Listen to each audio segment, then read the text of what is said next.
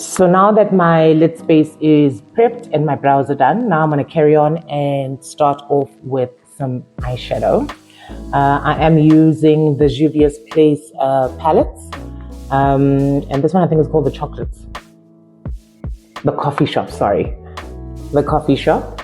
And it's got like your browns, your corals, your browns, your golds, your creams. So what I'm going to do, as I said, I'm going to do a Panda Eye eyeshadow application by Panda Eye, and this is what I mean. So the reason why we call it a Panda Eye is because it resembles quite literally the Panda Eye. So we know it commonly known as the smoky eye, but basically you just create a half moon dome shape with a dark color around the top the bottom part of your top lid, and then you blend it to make it soft. So that's why they call it the Panda Eye, because it looks like the darkness around your eye. So the color that I'm going to use is this one over there. But if you're brave, you could also go as dark as that. But I'm going to do this.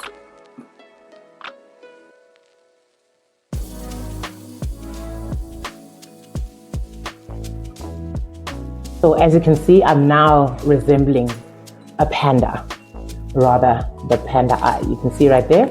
So you obviously don't want your eyeshadow to look like that. You want it to be more blended and kind of seamless. So that's where the second part comes in now, which is where you come in with a blending brush to soften the edges around your application and also make it seamless and to get rid of any solid lines around your application.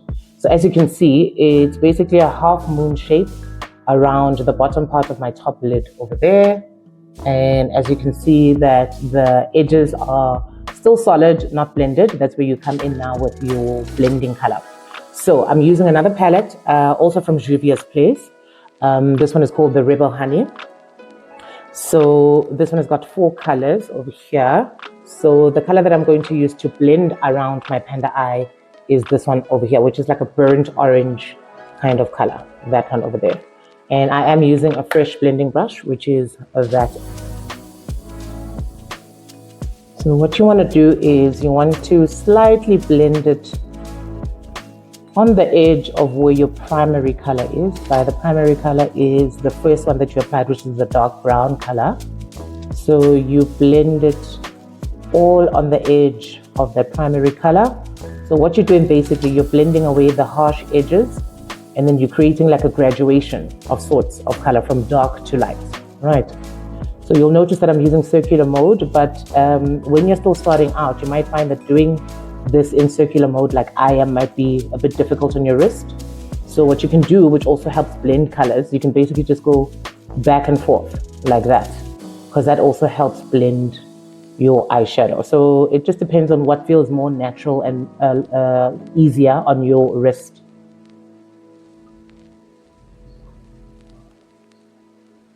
Notice I'm adding a little bit more as I go. So that's the trick with makeup. It's about, number one, trusting the process, but also starting soft and adding more as and when you need to. Because we all know it's easier to apply a little as you go than to make a mess of things and have to start over. Okay, so add a little as you go. Notice that as I'm blending, I'm going up towards my brow, but not quite there.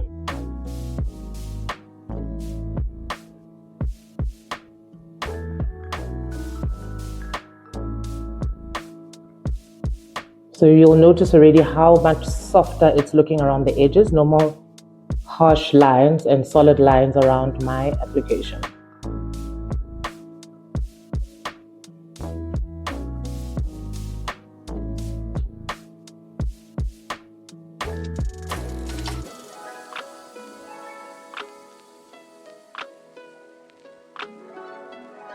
So there you have it. So those are the 2 colors. It's the dark brown primary color, and then we have that burnt orange medium color to blend it just slightly above the crease over there.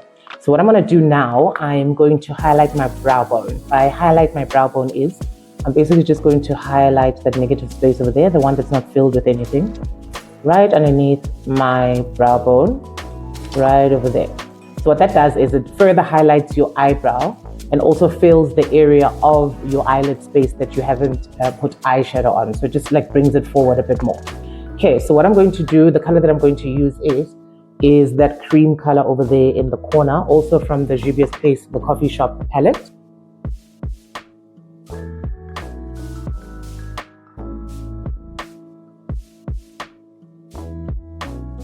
And of course, I like to add a little bit of highlighter in the inner corner of my eyes. And for that, I'll use a goldy shimmery color. So for that, I'm going to use also from the same palette, this one, the Rebel Honey palette. I'm going to use this gold shimmer over there. And I'm just going to add just a little bit in the corner of my eye, just to kind of draw attention to that part of my eye. Not too much. I like just to add a little bit, like a twinkle, twinkle little star.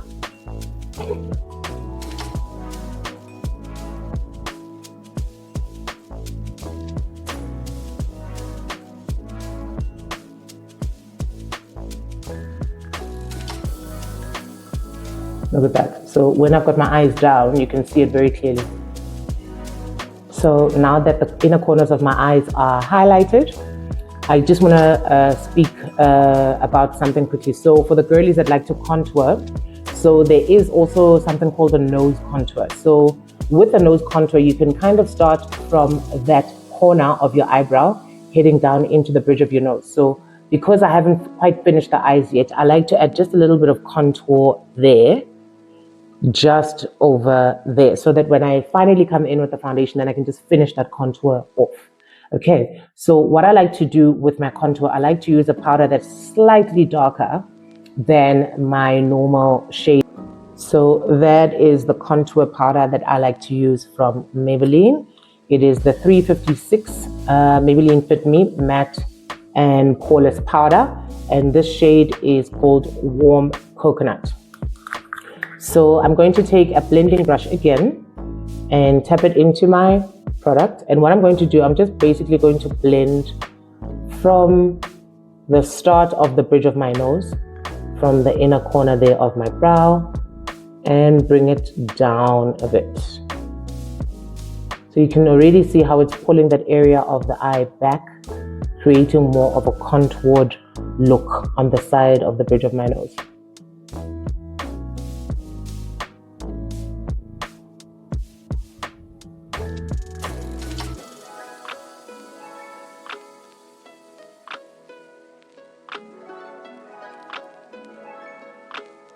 And voila! So my eyeshadow is pretty much done. So just to show you the simple Panda eye application. So what we're going to do now, I just want to show you the difference between just wearing normal eyeliner and mascara on the one eye and then having to wear a false eyelash, a lash set on the other. Just to show you the difference, and also just to just show you the effect that a false lash has on one's eye in terms of the look that it gives and the intensity that it gives on one's lash line. So on the one side, what I'm going to do, I'm going to use the Maybelline New York Tattoo Liner over here.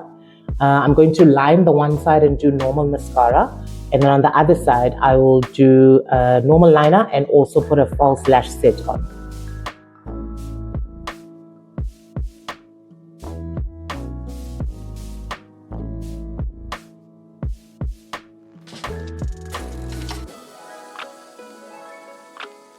So this is the lash the false lash I'm going to put on, that there.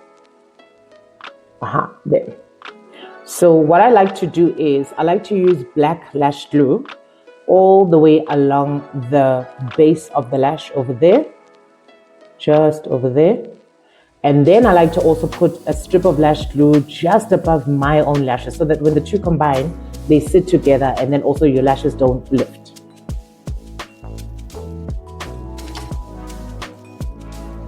I've applied the black lash glue all along the base of my lashes over there. And then you want to use a little hand fan to kind of get the glue tacky. Yeah, not dry, tacky, so that when you apply the lash, the false lash, it kind of sticks on there and it doesn't lift. So this will take about a minute or two just to fan it to get it tacky. And then what I also do, I apply the lash glue also on the base of the false lash. So I'll also fan that to kind of get it tacky as well. So now I'm going to attach my false lash. It's gotten nice and tacky now, and I'm using a pair of tweezers. So you want to hold it as close as possible to the middle of the lash, like so. And then when you apply it, basically what you want to do is you want to kind of apply it from the top so that it sits as close as possible to your natural lash line, and also to avoid any gaps in between the false lash and your own lash. And then what you want to do is you want to then come in and stick the sides on. So always best to start by sticking the middle, and once that's on, then you go into stick the sides on. This will require a little bit of practice and a steady hand,